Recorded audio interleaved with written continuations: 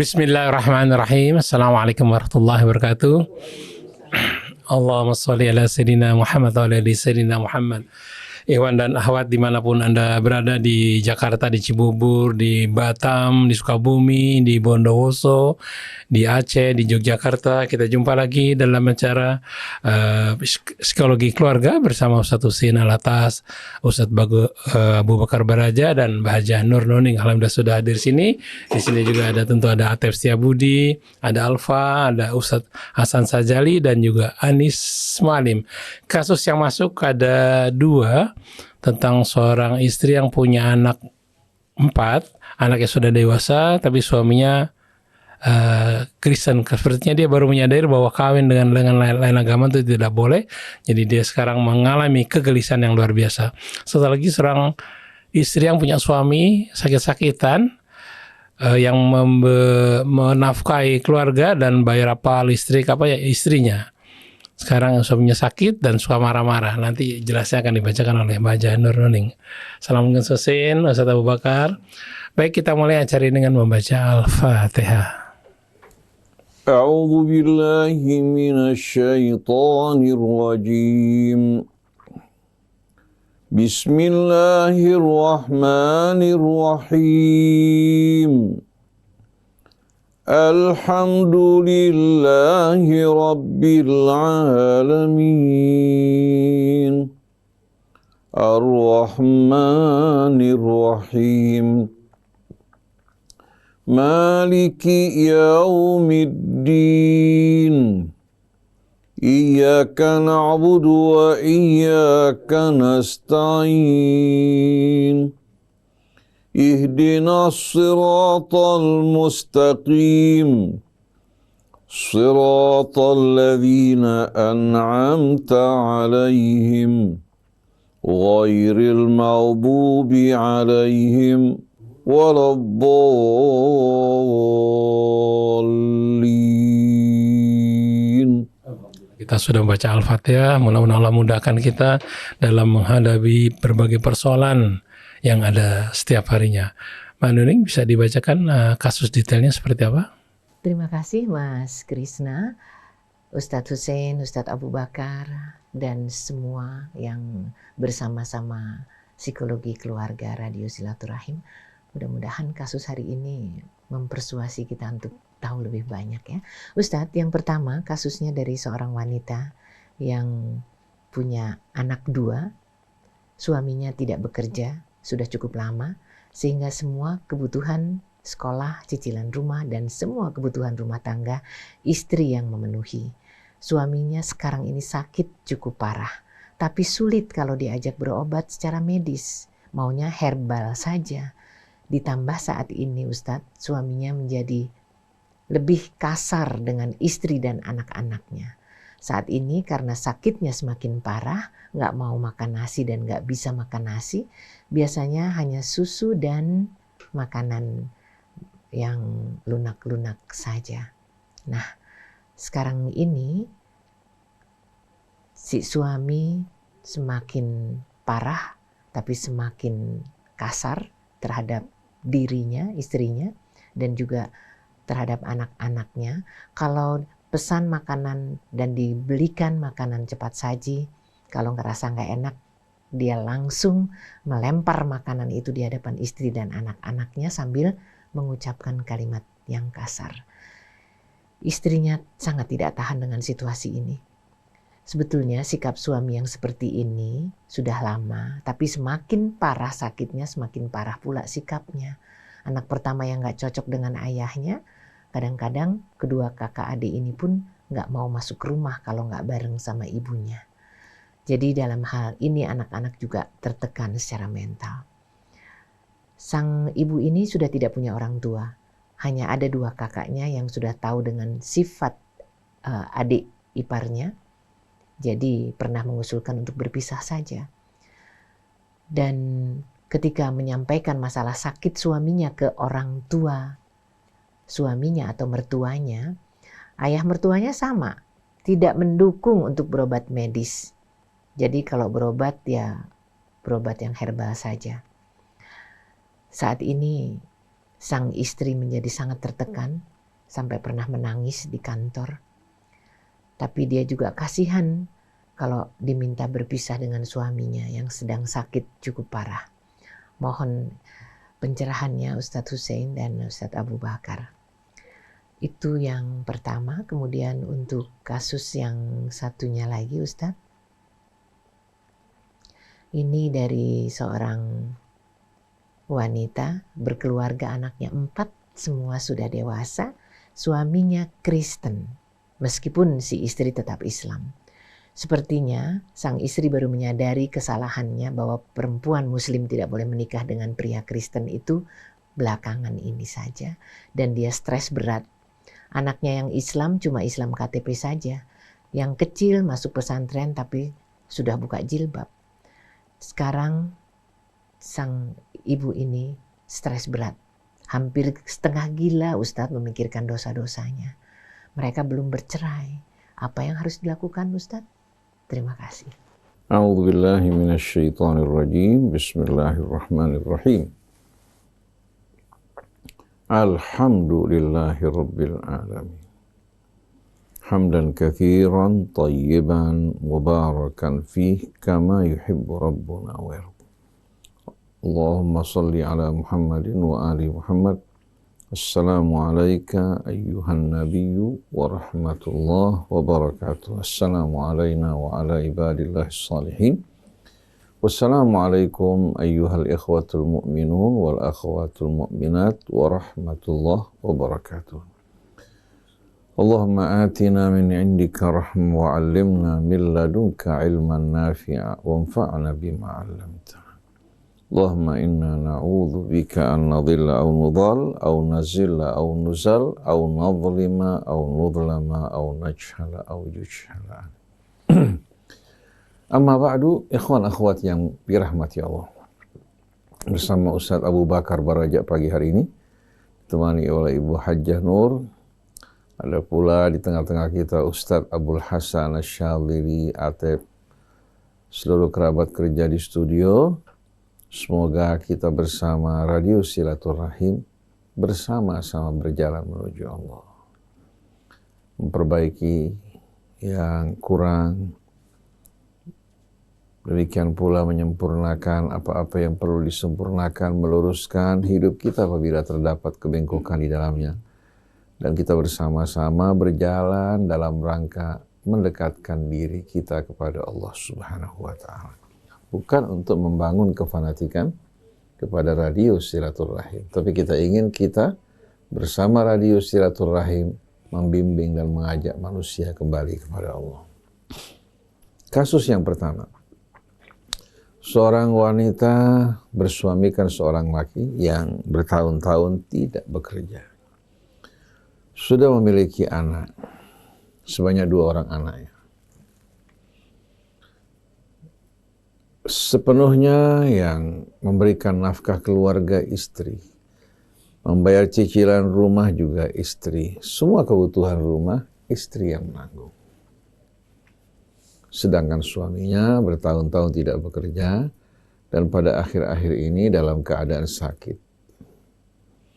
Semakin sakit, adatnya juga semakin buruk. Suka marah-marah, berlaku kasar terhadap istrinya maupun anaknya. Bagaimana kira-kira sikap yang terbaik bagi wanita ini? Ibu mempunyai 2 pilihan.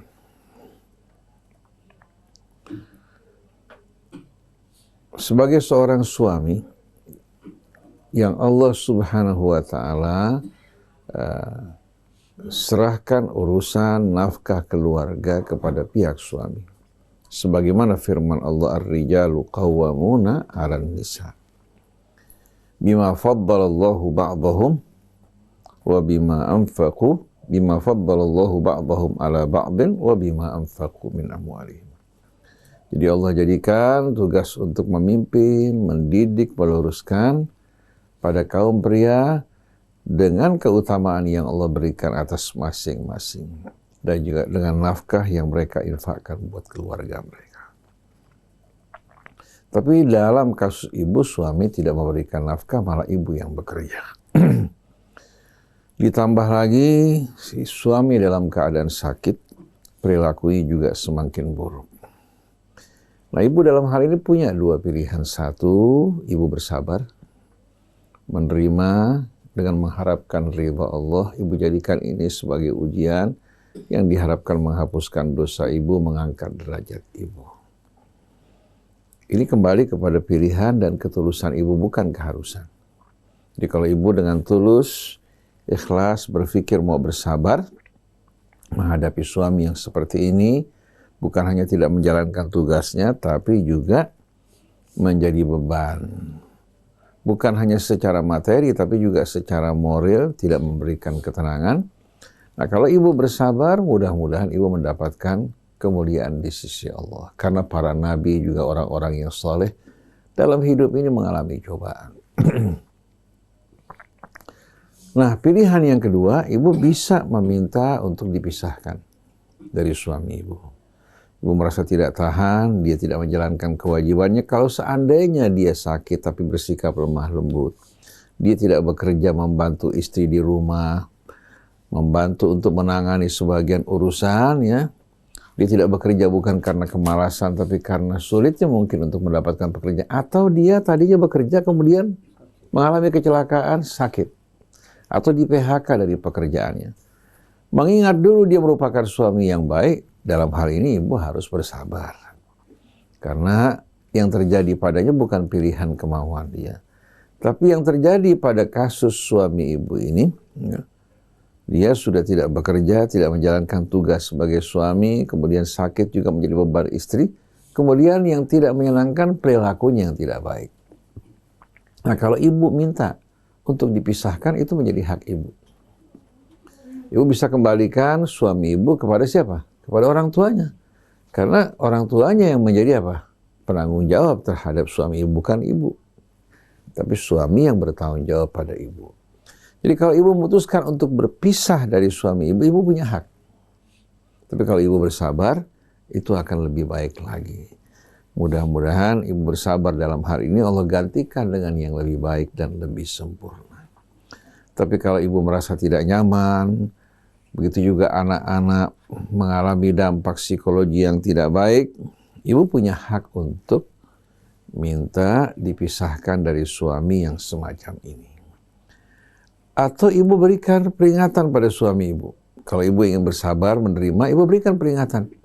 Kalau bapak atau kakak katakan tidak mau merubah sikapnya, berperilaku semacam ini, ya saya putuskan untuk berpisah. Bapak, saya akan minta kembali kepada orang tua. Karena orang tua yang bertanggung jawab, bukan saya yang bertanggung jawab. Selama ini saya mengalah, mengurus rumah tangga, ya, menggantikan peran sebagai seorang suami juga di samping sebagai istri. Kalau bapak nggak bisa menghargai, nggak bersikap lemah lembut, saya merasakan jiwa saya semakin tertekan daripada saya berdosa, lebih baik kita berpisah. Berikan peringatan. Kalau dia mau merubah sikapnya, mudah-mudahan apa yang ibu lakukan ini merupakan perjuangan yang mulia di sisi Allah Subhanahu wa Ta'ala. Karena kalau ibu katakan bebas dari cobaan ini, ibu mungkin akan mengalami cobaan yang lain. Setiap manusia pasti akan apa? Akan menghadapi cobaan dalam hidup ini. Kemudian ibu banyak-banyak berdoa kepada Allah Subhanahu wa Ta'ala. Ada satu kasus yang mirip dengan ibu. Seorang perempuan datang mengeluh kepada saya tentang suaminya.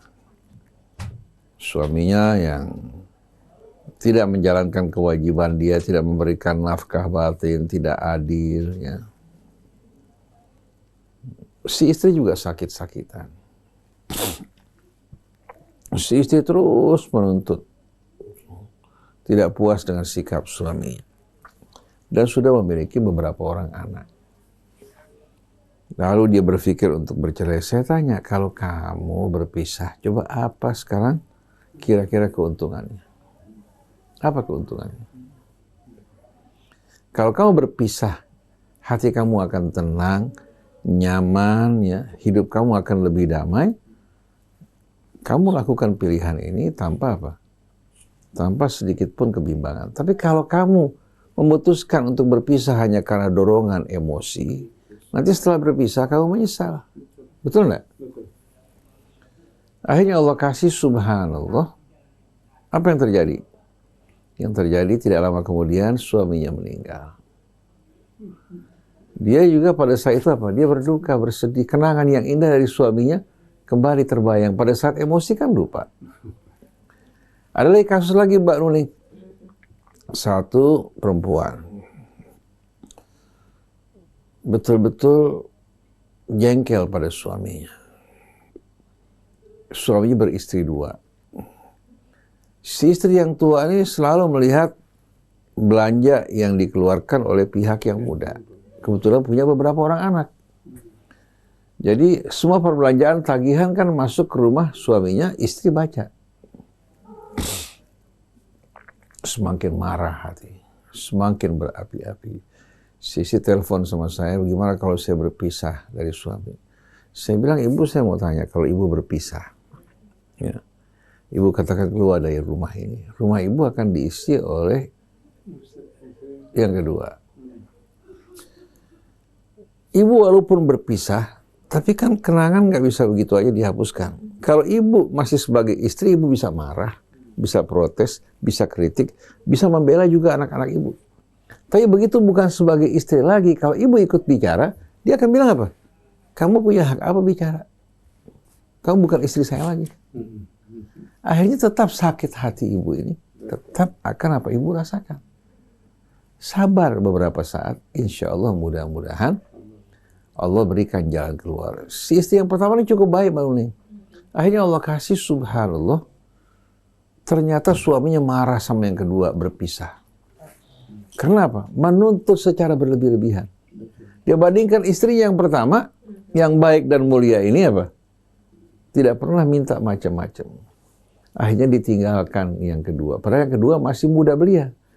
Dia bilang sabar, nanti Allah Subhanahu wa Ta'ala berikan ganti yang lebih baik. Tapi kalau seandainya ibu berpisah, ibu tidak akan marah, tidak akan jengkel, ibu tidak akan menderita. Ibu anggap suami ibu ini angin lalu. Ibu bisa hapuskan dari kenangan ibu, silakan.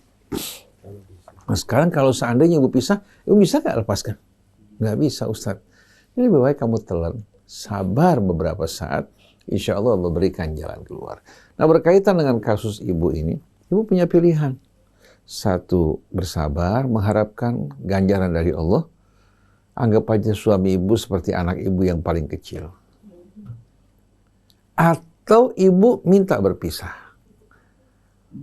Atau ibu berikan peringatan kepadanya, kalau kamu tetap mau jadi suami saya, perilaku kamu perbaiki. Kalau tidak, saya akan pulangkan kamu ke rumah orang tua. Dan saya nggak berdosa dalam hal ini, karena kamu tidak menjalankan kewajiban kamu. Yang saya lakukan ini bukan kewajiban. Yang saya lakukan adalah bersikap baik dan mulia terhadap kamu. Kalau kamu nggak bisa menghargai sikap ini, saya lebih baik berpisah. Daripada saya terus menderita, anak-anak juga menyaksikan perilaku kamu yang tidak baik, akan berdampak buruk buat mereka. Jadi perlu juga ada peringatan dari ibu. Perlu kita tahu bahwa suami istri itu masing-masing punya kewajiban, punya hak. Kalau yang satu tidak mampu menjalankan kewajibannya bukan karena pengabaian, yang satu bisa mengalah. Jadi yang pertama keadilan, masing-masing menjalankan kewajibannya, menerima haknya. Kalau yang satu tidak mampu menjalankan kewajibannya, maka lahirlah yang namanya ihsan.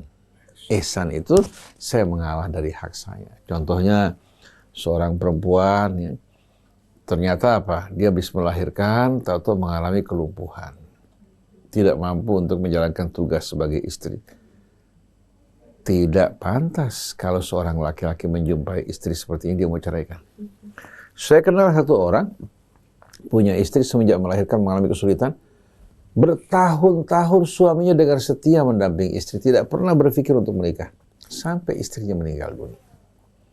Tidak berpikir untuk menikah, kenapa? Karena dia waktu bersama-sama merasakan si wanita ini wanita yang mulianya luar biasa. Sampai tidak tega, padahal istrinya mengatakan kalau mas mau kawin lagi silahkan. Bilang saya tidak berpikir untuk kawin. Jadi selalu pulang kerja di samping istrinya, dia yang memberikan makan untuk istrinya. Ini kan betul-betul menumbuhkan apa? Menumbuhkan cinta dan rahmat kan? Nah, suami mengalah dari haknya yang tidak mampu dipenuhi oleh istrinya bukan karena pengabaian, tapi karena sakit, apalagi melahirkan anaknya. Nah, begitu juga suami yang tadinya rajin bekerja, memberikan nafkah, tanggung jawab, tentu mengalami kecelakaan. Nah, di sini suami tidak mampu menjalankan kewajibannya bukan karena pengabaian, tapi karena kecelakaan. Nah, kalau istri dalam kondisi seperti ini mau berpisah dari suami, saya pikir istri yang tidak punya rahmat sama sekali. Jadi jangan hanya perempuan saja ditekan, laki-laki selalu menang, tapi keadilan harus ditegakkan. Kalau keadilan tidak mampu ditegakkan karena kelemahan, maka yang lahir adalah ihsan. Innallaha ya'muru bil adli wal ihsan. Allah memerintahkan kita untuk menegakkan keadilan. Nah, karena keadilan itu tajam, datang ihsan yang melembutkannya. Jadi kita suami istri bisa memaklumi kekurangan. Suami memaklumi kekurangan istri, ketidakmampuannya, dia turun membantu istrinya. Begitu juga istri membantu suaminya, memaklumi kekurangan-kekurangan suaminya. Karena kita tahu manusia, laki atau perempuan pasti penuh kekurangan. Nah, tugas keduanya saling melengkapi dan saling menutupi. Hunna libasun lakum wa antum libasul lahun. Nah, kasus yang kedua, seorang wanita menikah dengan seorang pria non-muslim, bertahun-tahun mempunyai anak 4. Dia masih tetap muslimah, tapi suaminya non-muslim.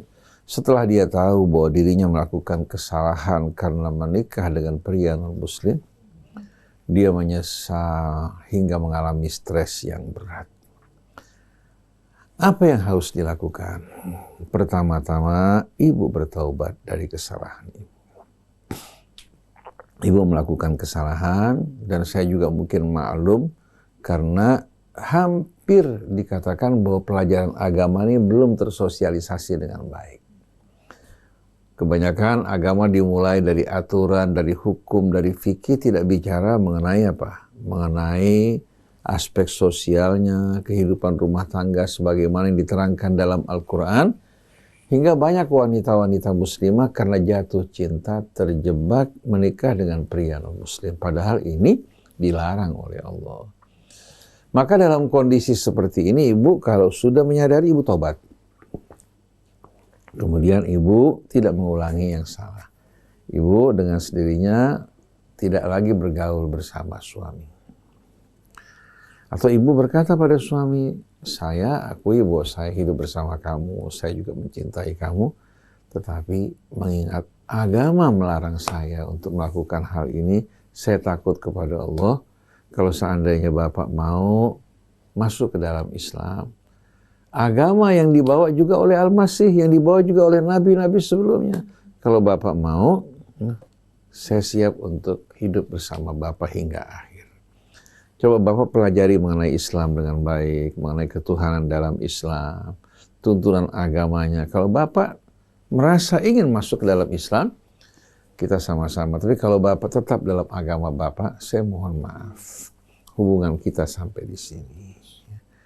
Nah, kebetulan kasus ibu ini ya, juga terjadi pada seorang wanita yang datang ke rumah. Dia bingung setelah berusia mungkin di atas 50. Anak-anaknya mengatakan, mama ini salah. Papa non-muslim, mama tidak boleh menikah dengan papa. Tidak boleh sama sekali berhubungan dengan papa. Jadi sebaiknya mama pisah dari papa. Saya takut mama nanti akhirnya terjerumus dalam murka Allah. Si ibu bingung, suaminya baiknya luar biasa. Kalau nggak salah suaminya orang luar apa orang sini. Tapi suaminya akhlaknya baik, santun, tidak pernah menghalangi dia untuk menjalankan agamanya. Bahkan anak-anaknya semua rapi berjilbab perempuan.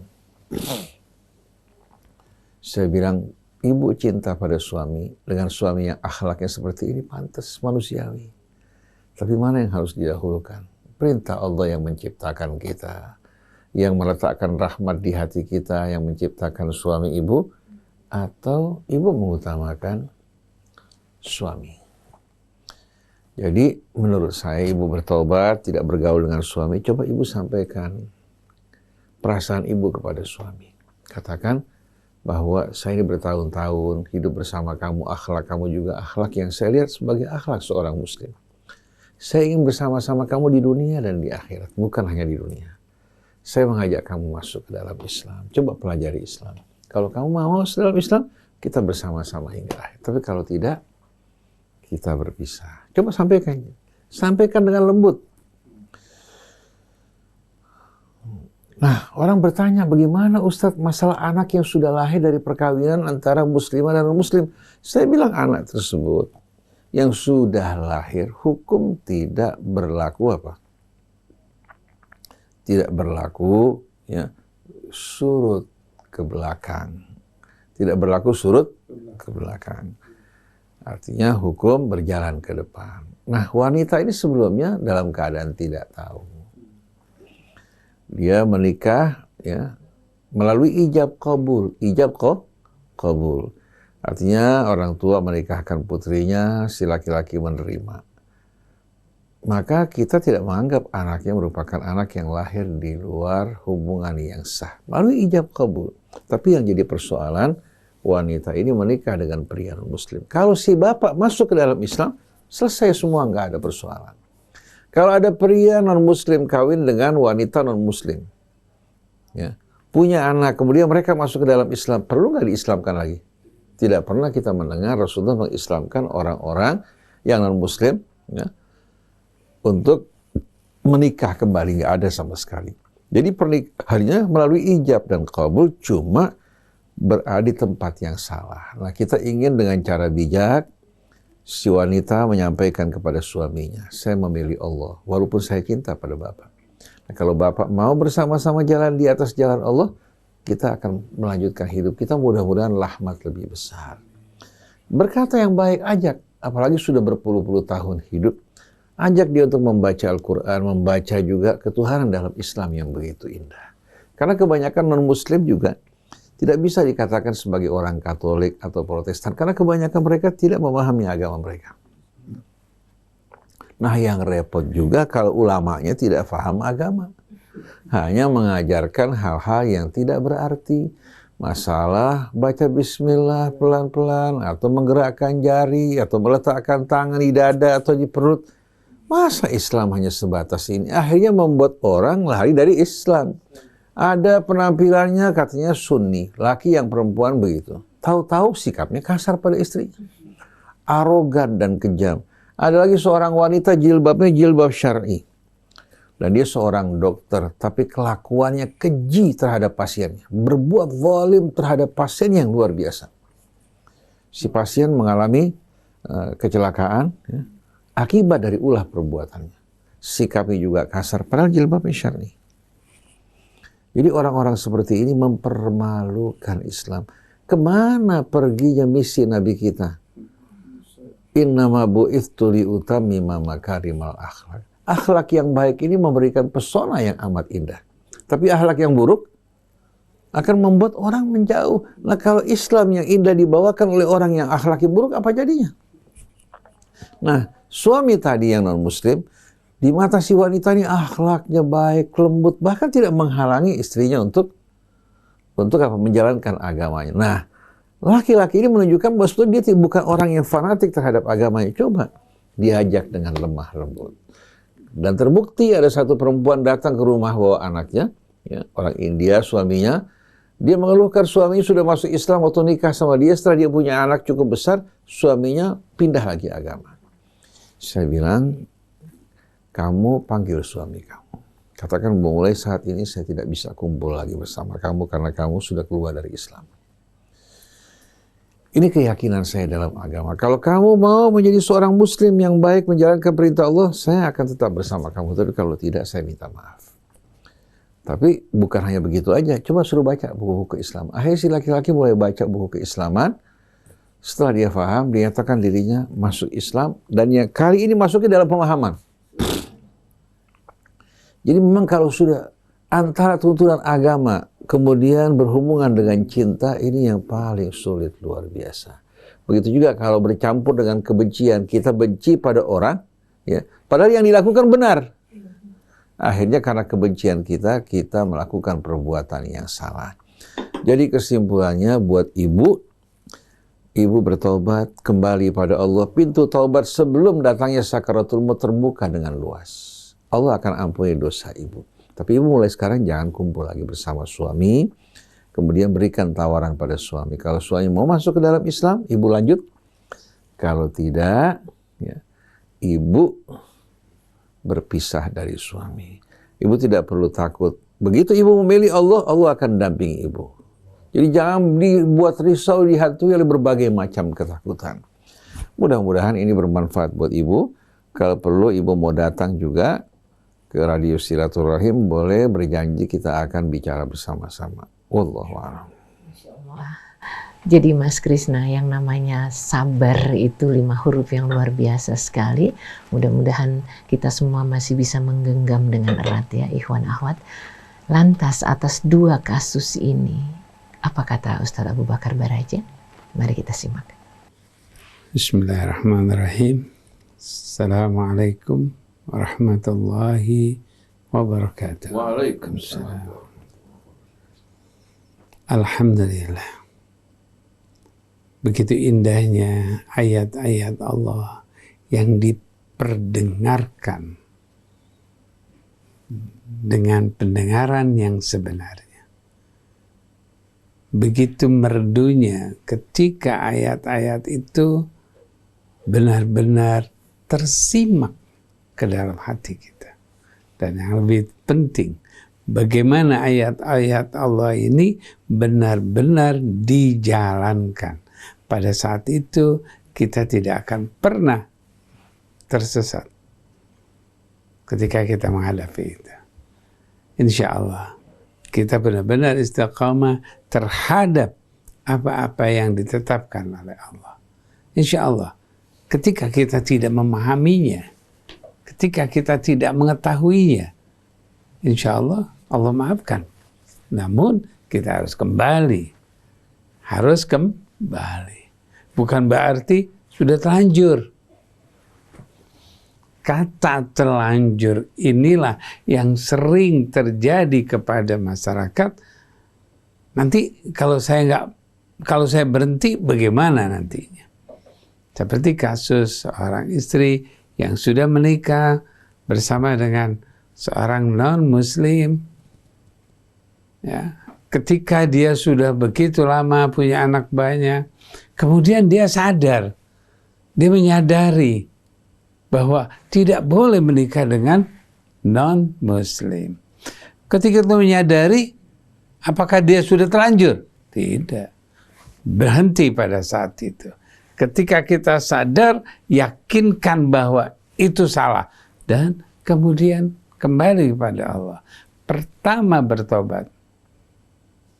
Ketika dia sudah benar bisa kembali pada Allah, kembali kepada dirinya yang sadar. Kembali kepada dirinya yang sadar. Ketika dia benar-benar sadar, insya Allah, Allah selalu melindunginya, meyakinkan dirinya. Tapi kalau masih ada keraguan, ini nggak boleh. Tapi kan, selalu kata tapi. Ketika kata tapi sudah disampaikan, ya sudah ragu-ragu datang. Nggak enak. Sudah sekian lama, orangnya baik. Nah, kalau hal yang sudah ditetapkan sama Allah, kita masih juga bernegosiasi, artinya kita menyimpang. Karena ketetapan Allah sudah pasti, tidak akan bisa berubah. Tinggal bagaimana kita pada saat itu sadar, nah, sadar itulah ketetapan pada diri kita untuk menentukan. Ketika kita memahami dan kita tahu dan kita yakin kalau itu salah, lakukan perubahan. Lakukan tindakan bahwa saya tidak akan pernah melakukan lagi. Seperti yang tadi diterangkan oleh Ustaz Husin. Tinggalkan. Ajak komunikasi, bilang dengan baik-baik, katakan. Tapi kesadaran diri kita ini kuatkan. Ketika kita bernegosiasi, ya mau mengajak suami untuk masuk Islam, namun kita belum kuat kesadaran kita. Suaminya mengatakan, sabar, nanti saya akan masuk Islam deh. Nanti saya akan masuk Islam. Akhirnya apa yang terjadi? Karena kesadarannya kurang, belum tetap. Oke, nungguin nanti. Seminggu, sebulan, setahun. Mana kata kamu mau masuk Islam? Iya, kan nanti nunggu hidayat Allah. Allah. Coba perhatikan, apa yang terjadi? Karena kesadaran kita tidak tetapkan. Bukan hanya itu saja, perlakuan apa saja. Ketika kita mengalami sesuatu yang tidak nyaman, tidak menyenangkan, kita tahu kalau ini salah, kita sadar, tapi kan masih bisa boleh, kan masih nanti. Itu yang bisa kita terjerumus karena pakai kan, pakai tapi, nanti. Ketika kita sadar, ketetapan itulah yang sangat kuat. Kuatkan, yakinkan, perubahan kita akan lebih baik. Mungkin kita bersama dengan suami pada saat ini, lagi enaknya, lagi senangnya, suaminya baik banget, anak-anak juga riang-riang, semuanya baik, perekonomian jalan dengan baik. Nanti kalau saya pisah dengan suami, nanti perekonomian saya lemah, saya nggak ada kebiasaan naik mobil, tiba-tiba nggak naik mobil, bagaimana? Ini yang menjadi ketakutan kesadaran kita. Tetapi kalau kita sadar, kita yakin, kuatkan dan katakan, ini saya yang benar. Kalau kita sudah bisa menyatakan kepada diri kita, ini saya yang benar, yakinkan. Sesuatu yang bakal ganggu dia, mempengaruhi dia, akan tersingkir karena kita benar-benar. Ini kekuatan dalam diri kita, yakinkan. Ketika kita punya kekuatan bersama Allah, dengan kesadaran bersama Allah, ada sesuatu yang tidak baik datang sama kita, dia akan pinggir, dia akan lari. Karena dia takut sama Allah, bukan takut sama kita. Setan nggak akan pernah datang kepada kita kalau kita lagi bersama sama Allah. Tapi kalau kita lagi nggak bersama Allah, penuh setan datang. Ya, pengaruh, ragu-ragu, ya, itu akan datang ketika kita tidak sadar. Orang yang tidak menyadari, dia akan jauh dari Allah. Maka sadar itu harus dikuatkan. Sadar dua. Sadar yang pasif, ada sadar yang aktif. Dia sadar, orang dia sadar, orang dia masih bernapas, masih berkomunikasi, namun memperlakukan yang tidak baik, artinya dia pasif. Kesadarannya tidak berfungsi. Kesadaran secara psikologis, kesadaran secara dirinya yang pasif. Tapi ketika dia memahami, mengerti bahwa ini salah, itu kesadaran aktif yang harus segera diperlakukan, yang harus segera dirubah. Insya Allah kita tahu. Dan yakinkan, banyak seperti yang tadi dijelaskan oleh Ustaz Husin, banyak yang sudah karena kekuatan kesadaran tersebut bisa kembali. Pasti akan terjadi kebaikan. Kalau tidak, insya Allah Allah berikan ketetapan yang baik. Pasti kita lebih baik dari apa yang kita dapatkan dari yang tidak baik itu. Itu yang namanya kesadaran. Begitu juga kepada siapa? Kepada seorang istri yang menghadapi suaminya. Karena kasus yang ini, dia sedang menghadapi. Apa yang terjadi? Perubahan. Suami yang berubah, kita akan perhatikan perubahannya itu apa yang terjadi. Kalau perubahan tersebut tidak ada alasannya, tidak benar terjadinya, yuk kita selesaikan dengan baik. Tapi karena dia sakit, mau makan saja harus pakai yang lembut, artinya dia sedang tersiksa. Suami tersebut lagi tersiksa dirinya, kesel, lagi asik makan nggak enak, rasanya kelihatannya enak banget. Melihat makanan tuh enak banget. Karena sakit, waktu dia makan, perasaannya sakit badannya, rasanya seperti apa. Dia marah. It's okay. Dia marah bukan karena marah sama istrinya maupun marah sama anak-anaknya. Tidak. Dia marah dengan kekesalan dirinya. Karena dia merasakan kesakitan. Yuk. Istri yang seperti ini sebaiknya bisa memahami, oh dia lagi marah sama dirinya yang lagi merasakan kesakitan, bukan sama istrinya, senyumin. Kalau istrinya bisa tersenyum pada saat itu, ya Allah, insya Allah derajatnya naik. Istri yang seperti ini derajatnya akan naik. Karena apa?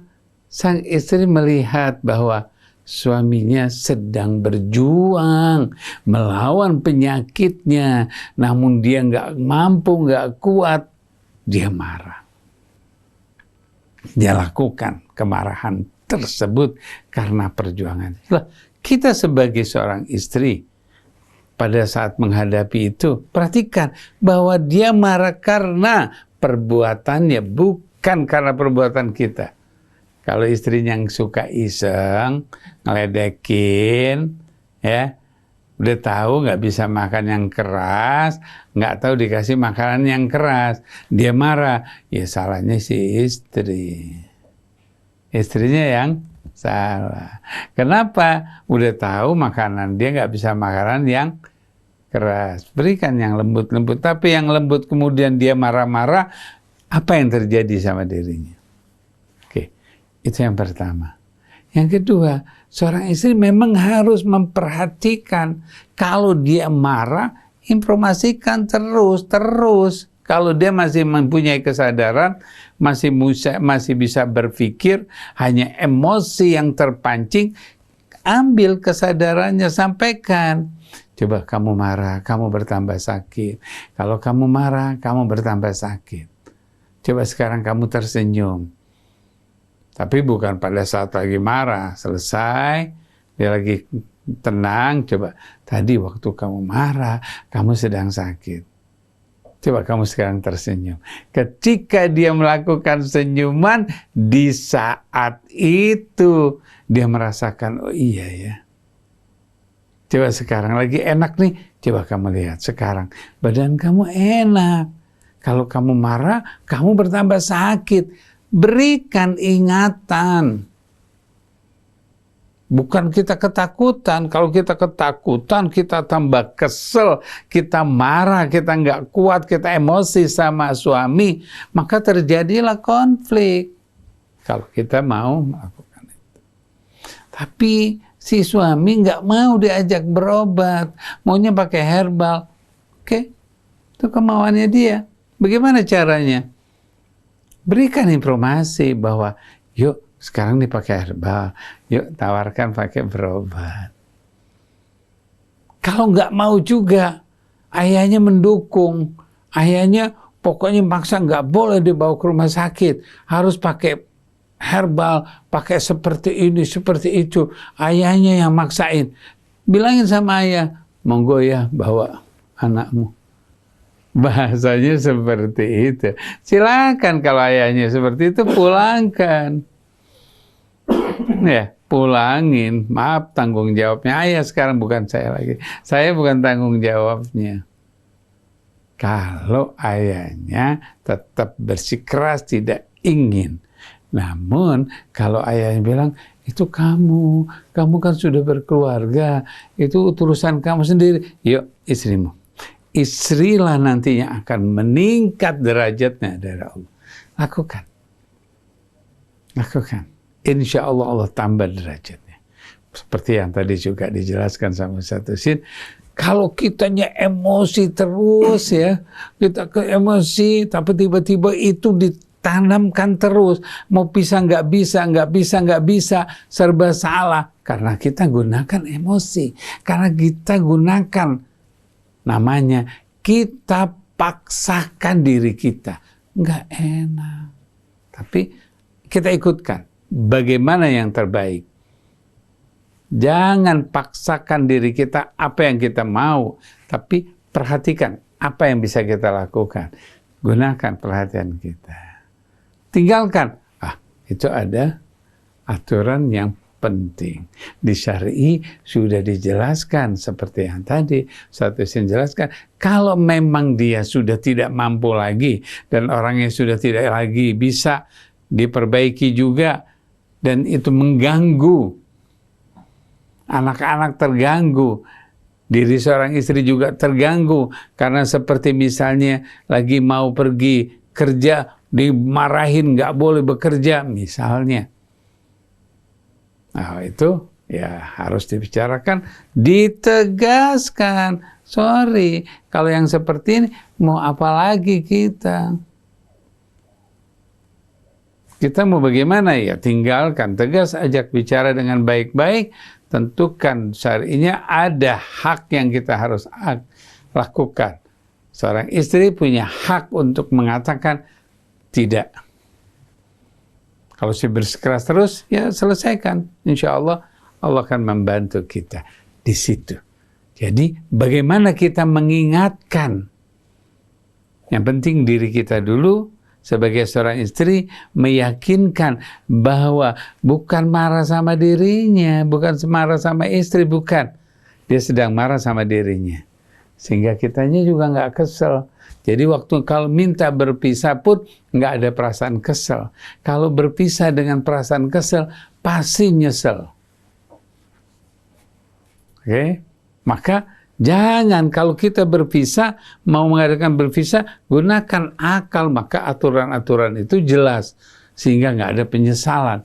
Tapi kalau dengan kesel, dengan marah, pasti nyesel berikutnya. Baiknya itu kembali bersama mengingatkan aturan Islam. Ingatkan, ingatkan, ingatkan. Insya Allah suami akan sadar. Minta sama Allah untuk dia dikembalikan yang terbaik buat sebagai seorang suami. Terima kasih.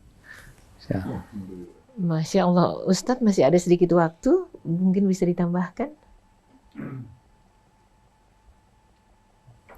Kehidupan rumah tangga ini penuh dengan serba-serbi. Sekarang marahan, besok manisan. Sekarang masing-masing berpikir sudah nggak tahan lagi hidup bersama, tahu-tahu setelah emosi marahnya hilang, kembali kenangan-kenangan yang indah bangkit dalam hati. Oleh karena itu hendaklah baik laki-laki maupun perempuan dalam mengambil keputusan hendaknya bertanya pada Allah. Dan juga harus siap masing-masing memperbaiki dirinya. Laki-laki memperbaiki sikap yang salah, perempuan juga memperbaiki sikap yang salah.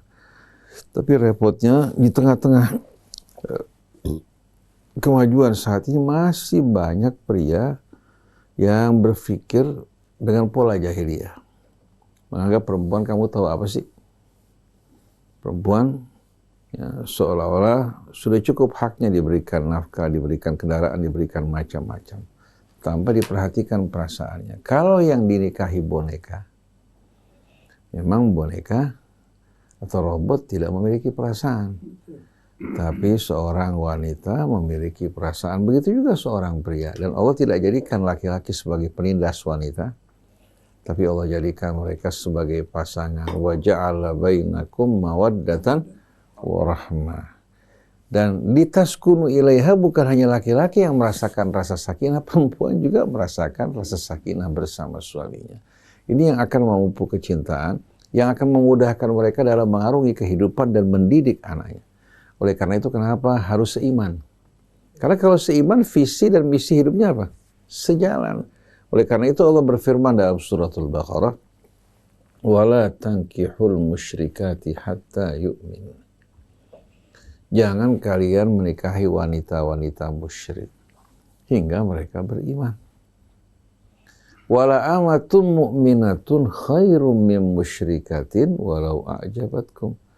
Lebih baik kamu menikahi seorang budak yang beriman daripada seorang wanita musyrik walaupun kamu tergiur, tertarik melihat kecantikannya. Sebaliknya wala tunkihul musyrikina hatta yu'minu. Jangan kalian, wahai orang tua, wahai para wali, menikahkan putri kalian dengan pria-pria musyrik. Walau a'jabakum, walaupun kamu tertarik melihat dia tampan, gagah, kaya raya, mapan. Wala abdun mu'minun khairum min musyriki walau a'jabakum. Sungguh seorang budak yang beriman lebih baik menjadi pasangan putri kamu daripada seorang merdeka tapi dia musyrik. Kenapa ya Allah? Ulaika yad'una ilan nar. Karena mereka bisa membawa kalian ke api neraka. Dengan cinta di antara kalian, akhirnya si wanita yang muslimah digiring untuk melakukan perbuatan yang tidak benar dalam Islam. Begitu juga pria muslim, karena kecintaan pada istrinya, akhirnya lupa akan tanggung jawabnya.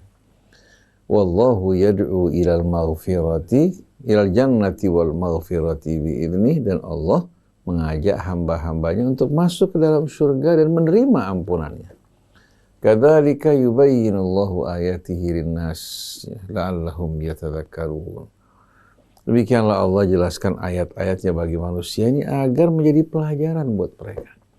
Kalau dua kepala ini berbeda dalam mengatur hidupnya, maka yang akan terjadi pertentangan. Kalau tidak keluar, pertentangan batin seperti yang dialami wanita kita yang mengeluh dan stres. Oleh karena itu, biar pria muslim dengan wanita muslimah, yang non-muslim dengan juga bersama yang non-muslim, bukan merupakan kefanatikan, tapi ini perintah agama. Perintah dari Allah yang mesti kita amalkan kalau kita mengaku beriman. Jadi mudah-mudahan ibu kita ini yang merasa stres bisa bertobat pada Allah. Dan bila ibu bertobat, insya Allah dosa-dosa ibu akan diampuni. Anak yang sudah lahir, mereka tidak punya dosa apa-apa. Dan mereka lahir dari perkawinan atas dasar ijab qabul yang sah walaupun suami ibu tidak beriman. Sudah lahir. Tapi untuk berikutnya jangan lakukan kembali. Afallahu amma salaf, Allah maafkan yang lalu. Subhanakallahumma wa bihamdik, asyhadu an la ilaha illa anta astaghfiruka wa atubu ilaik. Wal afu minkum. Wassalamualaikum warahmatullahi wabarakatuh. Waalaikumsalam warahmatullahi wabarakatuh.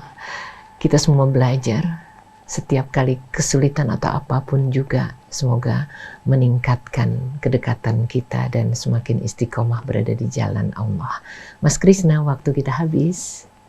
Alhamdulillah, Iwan dan Ahwat, dimanapun Anda berada, sudah kita dengar jawaban-jawaban yang diberikan oleh guru-guru kita. Mudah-mudahan bisa mengendurkan ya saraf-saraf kita, kita bisa menyelesaikan masalah ini. Terima kasih Ustaz Husein, Ustaz Abu Bakar Baraja, saya Muhammad Krisna, Anis Mualim, dan juga Atep Setiabudi. Mohon pamit. Wabillahi taufiq wal hidayah. Wassalamualaikum warahmatullahi wabarakatuh.